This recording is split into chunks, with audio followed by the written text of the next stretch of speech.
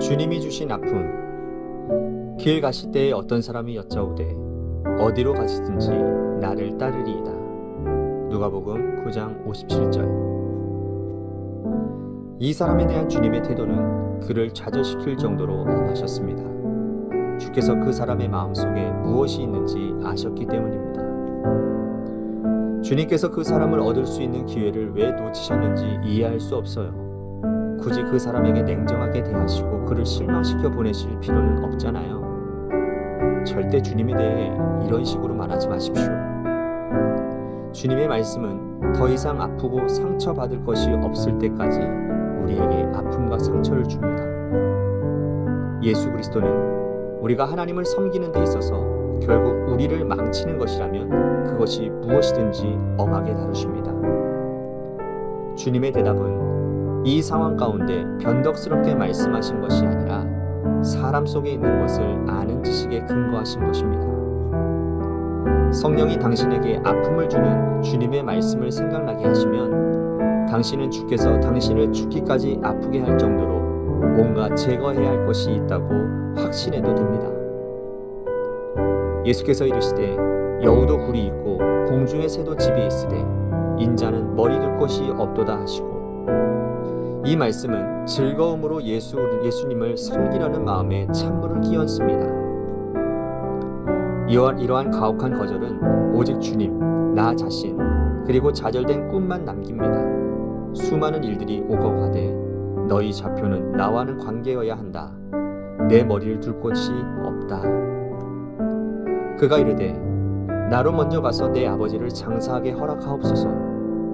이 사람은 예수님을 실망시키고 싶지 않았으며 그의 아버지에게 상처를 주고 싶지도 않았습니다. 우리는 예수 그리스도를 향한 충성 대신에 가족들에게 민감한 충성을 앞세워 예수님을 맨 끝에 둡니다. 충성의 갈등이 생길 때 어떤 희생을 치르더라도 예수 그리스도께 순종하십시오. 주여, 내가 주를 따르겠나이다마는 이 사람은 가려는 마음은 강렬한데 결국 가지 않습니다. 예수 그리스도의 엄한 부르심은 작별 인사를 할 여유도 주지 않습니다. 작별 인사는 그리스도인들의 것이 아니기 때문입니다. 하나님의 부르심이 일단 오면 출발하기 시작하고 절대로 멈추지 마십시오. 주님은 나의 최고봉 새벽묵상, 오늘은 11월 2일 주님이 주신 아픔이라는 제목으로 말씀을 나누도록 하겠습니다. 교회를 보면요, 교회는 사람이 모이는 곳 아니겠습니까? 그러니 교회에 사람이 모이는 곳이니 그들의 편의와 또한 그들을 위한 프로그램, 심지어 그들을 위한 서비스를 잘 갖추어야 한다라는 말을 할 수 있습니다. 이 말이 맞는 말입니다. 틀린 말이 아닙니다. 하지만 꼭 맞는 말은 아닙니다. 왜 그런지 아십니까?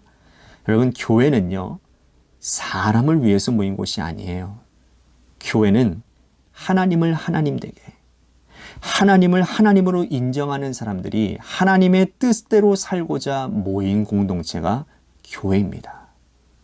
그래서 사람 중심이 아니라 하나님이 중심이 되어야 진정한 신앙 공동체, 건강한 신앙 공동체가 될 수 있다는 거예요. 신기한 것은요, 하나님 중심으로 하나님의 뜻대로 살고자 몸부림치는데 사람들의 삶은 더 풍성해지고 복되고 아름다워진다는 겁니다.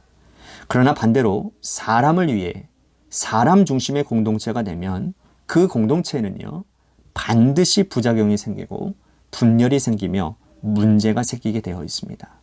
생각해 보십시오. 여러분, 사람이 중심이 되어지면 사람의 옳고 그름으로 판단되어지는 일들이 많아지게 됩니다. 그러면 이 사람의 성향대로 우르르르 몰려가게 됩니다. 그죠? 하나님의 말씀보다 이 사람의 성향대로, 이 사람이 뭔가 잘했다라는 것으로 우르르르 몰고 가는 거예요. 그러면 그것이 만약에 그분이 하나님의 말씀에서 벗어나는 행위였다고 한다면 그건 어떻게 되는 겁니까? 큰 일이 일어나게 된다는 거예요. 여러분, 설교 자체도 마찬가지입니다. 사람 중심이 되면요, 설교 자체가 달라져요. 하나님의 말씀은 찌르는 채찍과 같고 잘 박힌 못과 같다라고 전도서 12장 11절에 말씀을 하고 있거든요.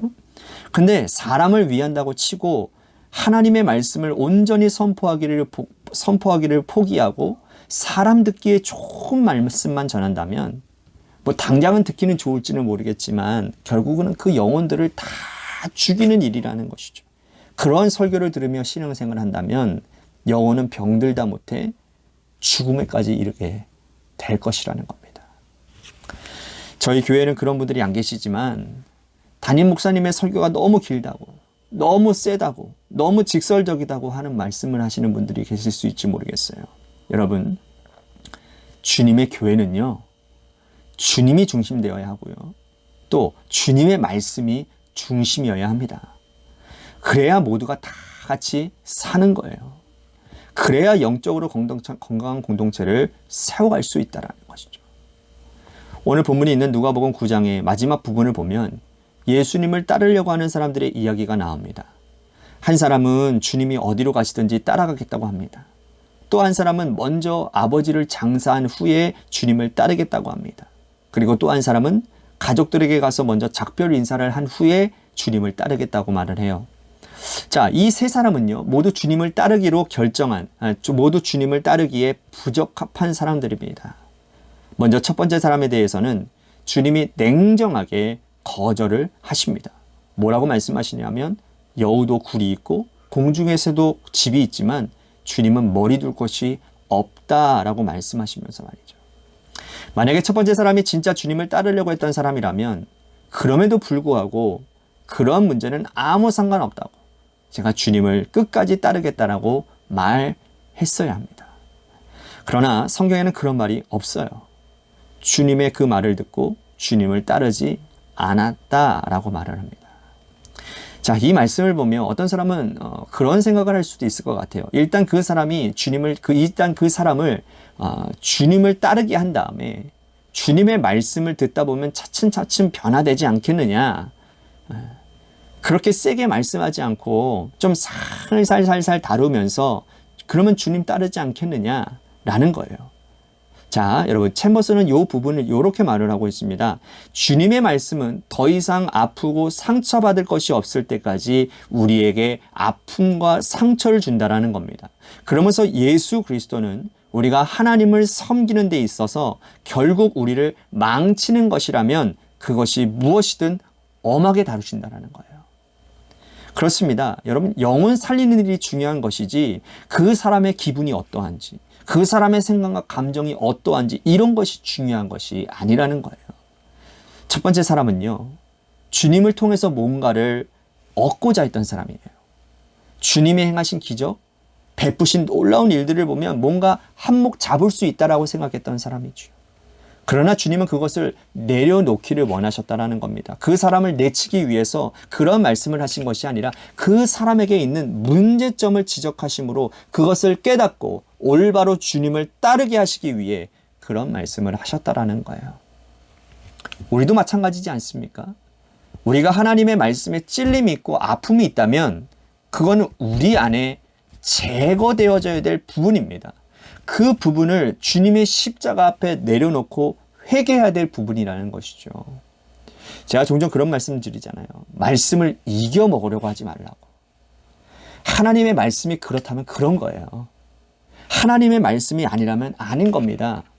자신의 형편, 상한 감정, 상황, 감정, 이런 것들이 주님의 말씀을 거스르는 이유가 되어서는 결단코 안 된다라는 거죠. 두 번째 사람은 아버지를 장사하도록 허락해달라고 주님께 말씀드립니다. 챔버스는요, 이 사람에 대해서 예수님을 실망시키고 싶지도 또 그의 아버지에게 상처를 주고 싶지도 않은 사람이라고 말을 합니다. 우리는 예수 그리스도를 향한 충성 대신에 가족들에게 민감한 충성을 앞세워 예수님을 맨 끝으로 둔다는 거예요. 주님의 뜻과 사람 사이에서 갈등하는 사람은요, 반드시 사람 쪽으로 기울어지게 되어 있습니다. 왜냐하면 사람은요, 당장 내 눈 앞에 있지만 주님은 그렇지 않기 때문이에요. 그래서 챔버스는 충성의 갈등이 생길 때 어떤 희생을 치러서라도 예수님께 복종하라고, 순종하라고 권면하고 있어요. 맞습니다. 여러분, 주님이 우선이에요. 주님이 계셔야 내가 있는 겁니다. 주님이 안 계시는 나는 아무 의미가 없는 겁니다. 그러니 여러분, 어떤 인간관계보다 설령 그것이 가족이라 할지라도 주님보다 우선순위에 두지 마시기를 바랍니다. 가족을 돌보지 말라라는 말이 아니에요. 그거는 불신자보다 더 악한 자라고 성경은 말을 하고 있습니다. 그러나 우선순위의 문제에 있어서 주님을 뜻을 행하는데, 헌신하고 봉사하는데 가족을 포함한 인간관계가 걸림돌이 된다면 과감하게 하나님을 향한 뜻에 우선순위를 두어야 한다는 말입니다. 챔버스는 묵상 마지막에서 이런 말을 합니다. 예수 그리스도의 엄한 부르심은 작별 인사를 할 여유도 주지 않는다고요. 하나님의 부르심이 일단 오면 출발하기 시작하고 절대로 멈추지 말라고요. 여러분, 우리는 주님을 위해 지음받은 자들입니다. 주님의 영광을 위해서 살아야 되는 자들이고요. 그러니 삶의 우선순위가 주님께 있는 것은 당연한 일 아니겠습니까? 바라기는 여러분들의 삶이 주님의 뜻에 민감하게 반응하여 믿음으로 순종하는 삶을 살아가시는 은혜가 있게 되기를 소원하겠습니다. 주님의 말씀으로 인해 아픔이 있고 찔림이 있다면, 다시 말씀드린다면 말씀을 이겨먹으려고 하지 마시고 회개하시기를 바랍니다. 그래서 여러분 모두가 다 주님이 찾으시는 참된 주님의 제자들이 모두 되시기를 주님의 이름으로 간절히 축복하겠습니다. 아멘.